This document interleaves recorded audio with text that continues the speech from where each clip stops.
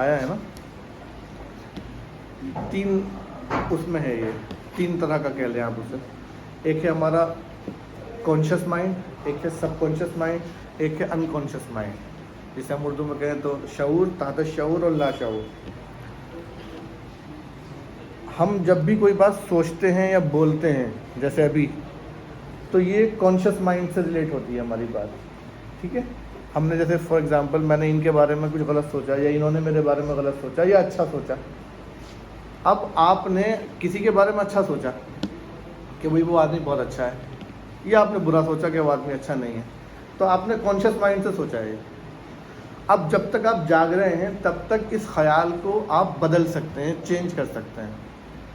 آپ کو 100% اس کے اوپر اتھارٹی ہے کہ آپ اس کو چینج کر لیں، پازیٹیو کو نگیٹو کر دیں، نگیٹو کو پازیٹیو کر دیں. لیکن آپ نے ایسا نہیں کیا اور آپ سو گئے. اب دیکھیے قدرت کا طریقہ یہ ہے مائنڈ کا کہ یہ قدرتی طور پہ یہ خیال آپ کے کانشیس مائنڈ سے سب کانشیس مائنڈ میں چلا جاتا ہے. اب جب آپ صبح اٹھے، اب اٹھنے کے بعد آپ کو اس خیال کو بدلنے کے اوپر 50% اتھارٹی ہے، 50% نہیں ہے. اس کے بعد آپ نے کبھی چینج نہیں کیا، آپ نے کوئی کام کر لیا، اب یہ آپ کے انکانشیس مائنڈ میں چلا گیا ہے خیال. اب آپ کو کوئی بھی اتھارٹی اس کے بارے میں نہیں رہی، ختم. اب بہت لمبا ایک پروسیس ہے اسے نکالنے کے لیے مائنڈ سے. تو جو انکانشیس مائنڈ ہے نا ہمارا، اللہ رب العزت نے عہد الست میں اپنے وجود کو ہمارے انکانشیس مائنڈ میں ڈالا ہے کہ میں ہوں. ابھی کیسے پتہ لگے گا؟ دیکھیے مثال دیتا ہوں آپ کو. کیوں؟ آپ نے دیکھا ہے بہت سے میچ ہوتے ہیں اولمپک وغیرہ میں یا کرکٹ کے، اس میں کئی سارے کھلاڑیوں کو میں نے خود دیکھا فوٹوز وغیرہ میں، وہ ایتھیسٹ ہیں، کسی کو نہیں مانتے. وہ جیت گئے، ایک دم سے خوشی ہوئی، ایک دم سے نیچے سجدے میں گر گئے. وہ آپ ان سے پوچھو کیا کر رہے تھے، کوئی جواب نہیں ان کے پاس ہے. وہ یہی انکانشیس مائنڈ ہے. آدمی کے دماغ کے اندر یہ ہے کہ آدمی یہ چاہتا ہے کہ جب وہ بہت خوش ہو یا بہت غمگین ہو تو کسی کے سامنے جا کے جھکے. یہ اللہ رب العزت نے آدمی کے انکانشیس مائنڈ میں یہ چیز ڈالی ہے. اسی لیے آپ دیکھیں دنیا میں میجورٹی ہمیشہ، چاہے وہ کتنے بھی عملی اعتبار سے برباد لوگ رہے ہوں، لیکن وہ کبھی بھی خالق کا انکار کرنے والا نہیں رہے. لوگ ہمیشہ بہت چھوٹی سی قوم رہی ایسی، اور وہ بھی ظاہر تک، اندرونی طور پہ وہ بھی. اب آپ دیکھیں جیسے یہ ابھی کیرلا میں ایک بابا تھے، وہ ان کا نام بھول رہا ہوں میں، جھبرے سے بال تھے ان کے، اورنج کلر کے کپڑے پہنتے تھے. میرے خیال 4-5 سال پہلے ان کی ڈیتھ ہوئی. تو ٹائمز آف انڈیا نے بڑی اچھی ہیڈنگ لگائی تھی ان کے مرنے کے بعد. انہوں نے لکھا تھا گاڈ ہیز ڈائیڈ، خدا مر گیا. اچھا اب دیکھیے 40,000 کروڑ روپے کی سمپتی تھی اس کی جب وہ چھوڑ کے مرے ہیں.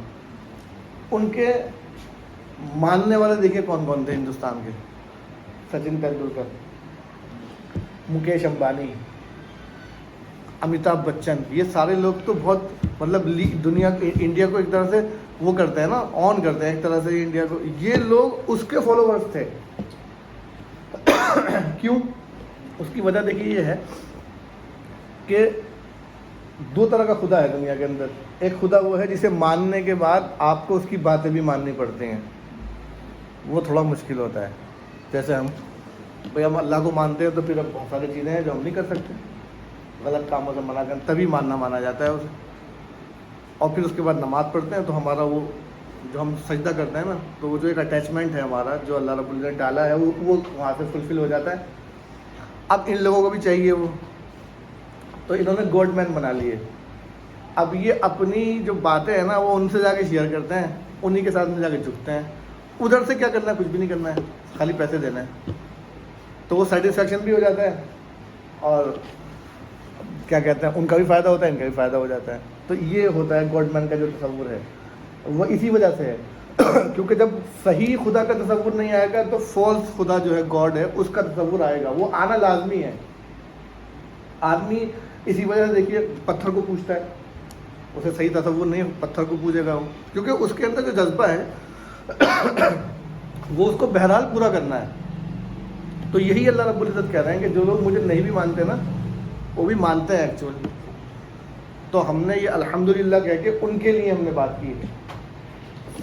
سب لوگ اس میں شامل ہو گئے الحمدللہ. تمام تعریف ہے اللہ کے لیے.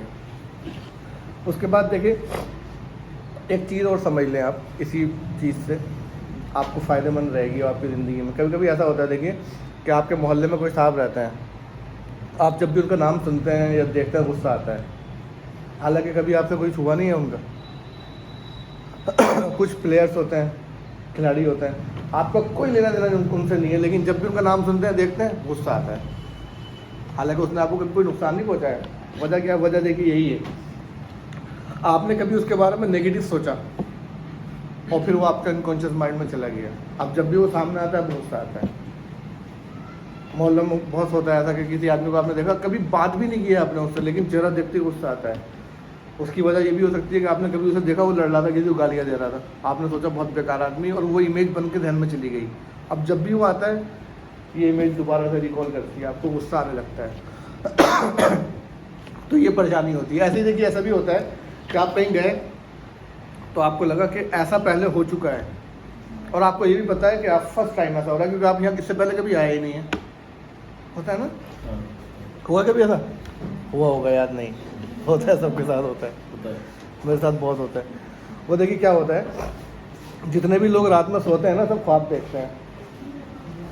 ہمیں صرف وہ خواب یاد رہ پاتے ہیں جو ہم نے صبح کے وقت دیکھے ہوں, جو ہم نے بیچ رات میں یا بالکل رات کے ابتدائی پہر میں دیکھے ہوں, وہ ہمیں یاد نہیں رہتے, اور وہ سارے خواب ہمارے انکانشیس مائنڈ میں چلے جاتے ہیں. اب جب بالکل کیا ہی نہیں وہی سچویشن سامنے آ جائے ہمارے جو ہوئی تھی, تو سمجھ لیجیے یہ آپ نے خواب میں دیکھا تھا. یہ کبھی ایسا ہوتا ہے آپ صبح میں اٹھے اور کوئی بندہ آپ کو یاد آ رہا ہے جس سے آپ کا ریلیشن بھی بہت دور کا ہے, آپ سمجھ نہیں پا رہے کیوں یاد آ رہا ہے, خواب میں دیکھا ہے آپ نے رات میں, اور خواب آپ کو یاد نہیں ہے, تو اس لیے وہ ریکال ہوتا ہے. بہرحال تو اس سے فائدہ دیکھیے یہ ہے کہ یہ جو نفرت ہوتی ہے نا, بہت زیادہ نفرت ہے, ہم دل میں بٹھا لیتے ہیں اور کہتے ہیں میں تو معاف کر ہی نہیں سکتا, یہ ہے وہ, میں ہوگا ہی نہیں ایسا. وہ یہی ہوتا ہے کہ ہم اس کی امیج جو ہے اپنے انکانشیس مائنڈ میں لے جاتے ہیں, اور پھر وہاں سے اس کو نکالنا, ریموو کرنا, یہ بڑا مشکل ہوتا ہے. اس کا دیکھیے طریقہ کیا ہے. سب سے پہلے تو یہ کہ آپ اس کے بارے میں پازیٹیو سوچنا شروع کیجیے جس کے ساتھ ایسا ہوا ہے, اور دوسرا اللہ رب العزت سے دعا بھی کیجیے. کیونکہ دیکھیے جب ہم کسی سے نفرت کرتے ہیں نا تو یہ ہماری باڈی کے لیے اچھی چیز نہیں ہوتی. نفرت کا مطلب ہوتا ہے نگیٹیوٹی, آپ نگیٹو سوچتے ہیں. یہ جو ہماری باڈی ہے نا چھوٹے چھوٹے سیلز سے بنی ہے, یہ ہمیشہ یہ جو ہلتے رہتے ہیں جتنے بھی سیلز ہیں باڈی کے اندر. جب بھی آپ کچھ کسی کے بارے میں نگیٹو سوچتے ہیں تو اس کے اندر ایک چھوٹی سی لہر سی اٹھتی ہے, اور وہ ان کو ڈس بیلنس کرتی ہے, وہ کنفیوز ہو جاتے ہیں ہو کیا رہا ہے. سمجھ رہے ہیں آپ کس وجہ سے؟ نگیٹو سوچنے کی وجہ سے. اب اگر یہ چیز بہت زیادہ آپ نے کی, آپ دیکھیے گا کبھی غور کیجیے گا, ہر محلے میں ایسے لوگ ہوتے ہیں جنہیں ہمیشہ کسی نہ کسی سے پریشانی رہتی ہے, اور چہرے پہ نا ان کا کبھی چہرہ ایسا نہیں رہتا, یوں رہتا ہے دیکھیے یہاں ماتھے بل رہے ہیں, وہ کبھی صحت مند نہیں ہوں گے, کبھی صحت مند نہیں ہوں گے, ہمیشہ دوسرے کے بارے میں نگیٹو سوچتے ہیں. اور نگیٹو سوچنے کی وجہ سے آپ کو جب بہت زیادہ ہو جاتا ہے نا تو سیلس کا جو ڈسٹربینس ہے نا, اسی کو تو کینسر کہتا ہے. اگر یہ کہیں ایک جگہ اکٹھا ہونا شروع ہو جائیں, جو ہماری باڈی کا جو امیون سسٹم ہے, جب یہ سیلس جھڑتا رہتا ہے مستقل, اس کو نکالنا بند کر دے وہ, اور یہ کسی ایک جگہ اکٹھا ہونا شروع ہو جائیں, اسی کو کینسر کہتے ہیں. یہ ہارٹ کی طرف چلے جائیں, ہارٹ کی پرابلم, کڈنی کی طرف چلے جائیں, کڈنی فیلئر, مطلب باڈی کے جس حصے میں زیادہ اٹیک کریں گے وہی پرابلم آپ کو ہو جائے گی. تو یہ جو پریشانیاں ہیں نا جسے اللہ رب العزت نے منع کیا ہے, یہ خالی آخرت کے تعلق سے تو ہم سوچتے ہی ہیں, کہ دنیاوی اعتبار سے بھی نقصان دہ ہے ہمارے لیے. کہ ایک بندہ جس سے ہمیں الجھن ہے کسی چیز سے, ہم اس کے بارے میں غلط سوچتے ہیں تو ہمیں پرابلم ہوتی ہے. تو اسے اگر آپ مذہبی اعتبار سے نہیں سوچتے تو کم سے کم دنیاوی اعتبار سے سوچیں, اور یہ کم کرنا چھوڑیں تاکہ آپ کی صحت صحیح رہے. بہرحال دیکھیے دوبارہ یہیں پہ آتے ہیں, الحمدللہ, تمام تعریفیں اللہ کے لیے. اب دیکھیے ایک بات اور سمجھ لیں, عربی کے اندر, یہ کسی بھی زبان کے اندر دو طرح کے جملے ہوتے ہیں. ایک ہوتا ہے اسم جسے انگلش میں کہتے ہیں ناؤن, ایک ہوتا ہے فعل جسے کہتے ہیں ورب. ٹھیک ہے, اسم اور فعل میں جب بھی کوئی جملہ ہوتا ہے تو اسمیہ جملہ جو ہوتا ہے نا وہ زیادہ پاورفل ہوتا ہے, فعلیہ نہیں. کیوں؟ کیونکہ جو ورب والا جملہ ہوگا نا وہ کسی ایک زمانے سے متعلق ہوتا ہے, ماضی, حال, مستقبل, پاسٹ, پریزنٹ اینڈ فیوچر. جیسے آپ نے کہا میں نے کھانا کھایا, مطلب کھا لیا, اب نہیں کھا رہے آپ. کھاؤں گا ابھی نہیں کھا رہے. کھا رہا ہوں تو پہلے نہیں کھایا تھا, آگے بھی نہیں کھاؤں گا, ابھی کھا رہا ہوں.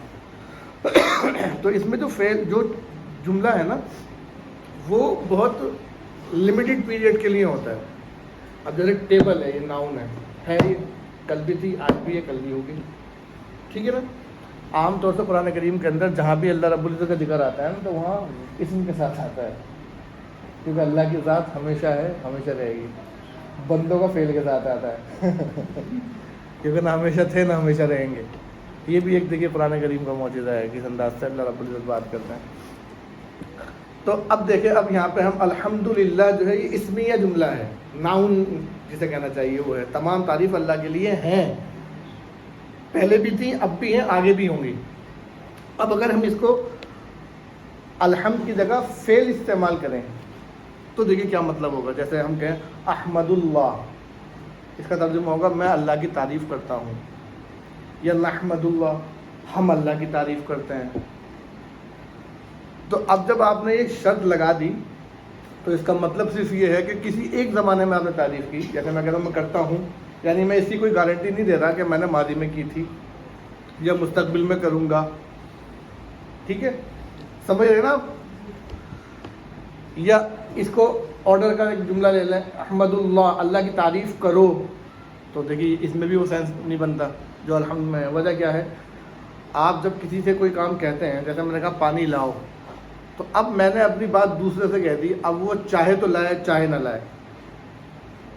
اگر وہ نہ لائے تو اس کا مطلب یہ ہے کہ میری کوئی زیادہ ویلیو نہیں ہے. ایسا ہی ہے نا.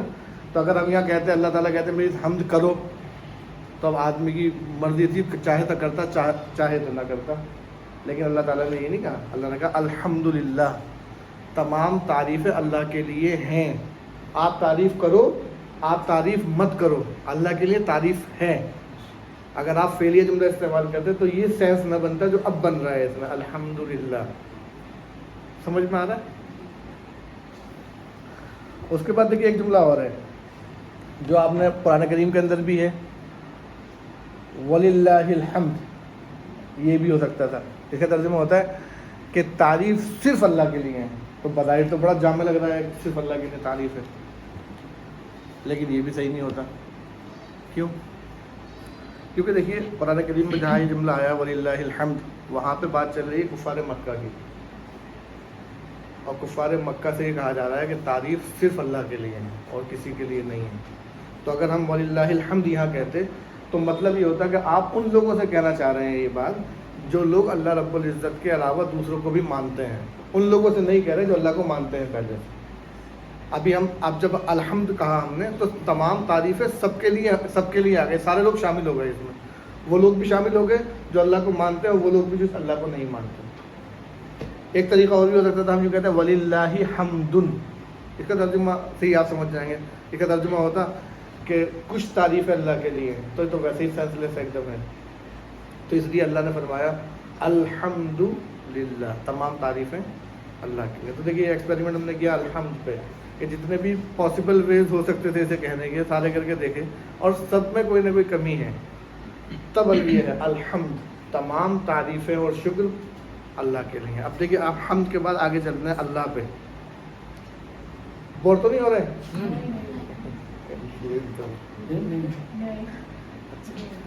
بس رب العالمین تک کریں گے. اب اس کے بعد دیکھیے اللہ ہے الحمدللہ. للہ میں دیکھیے اللہ جو ہے نا, اللہ تعالیٰ کے دیکھیے کتنے نام ہیں, 99 نام ہیں. وہ صفاتی نام ہے, اور اللہ جو ہے یہ ذاتی نام ہے. یہ سمجھتے ہیں نا ذاتی اور صفاتی, سمجھتے ہیں نا. جو تمہارا نام ہے دیکھو کیا, اسماعیل نام ہے, یہ تمہارا ذاتی نام ہے. اب سپوز تم جو ہے بہت بہادر ہو تو لوگ کہیں گے بڑا بہادر ہے, تو یہ صفاتی نام ہوا, کیونکہ آپ کے اندر ایک صفت ہے بہادر ہونے کی. یا آپ بہت لوگوں کا خیال رکھتے ہو, ہیلپ کرتے ہو, کیوں ہے نہیں کیا